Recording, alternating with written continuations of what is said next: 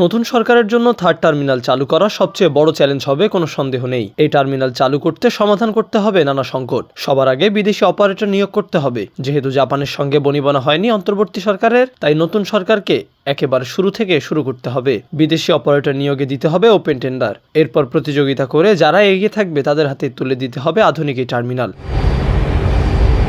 এরপরে আছে নেটওয়ার্ক জটিলতা।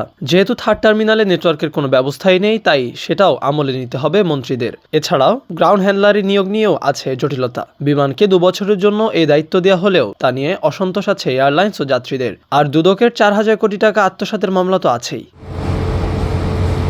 শুধু থার্ড টার্মিনাল চালুই নয়, নতুন মন্ত্রীদের নজর দিতে হবে বগুড়া বিমানবন্দর চালুর বিষয়ে। দেশের নবম বিমানবন্দর হিসেবে বগুড়া বিমানবন্দরের যাত্রা শুরু হবে এমনই কথা ছিল অন্তর্বর্তী সরকারের। সেজন্য কিছু কাজ এগিয়েও রেখেছে তারা। এখন সেই কাজ শেষ করার দায়িত্ব থাকবে নতুন সরকারের উপর।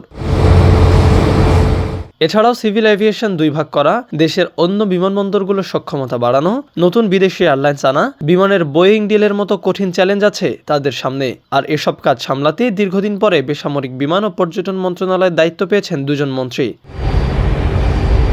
আফরোজা খানম, যিনি দায়িত্ব পালন করবেন মন্ত্রীর, আর প্রতিমন্ত্রী হিসেবে থাকবেন রশিদুজ্জামান মিল্লাত। যদিও দুজনের কেউই এভিয়েশন খাতে অভিজ্ঞ নন, তাতে কতখানি সুফল মিলবে সেটা সময় বলে দিবে।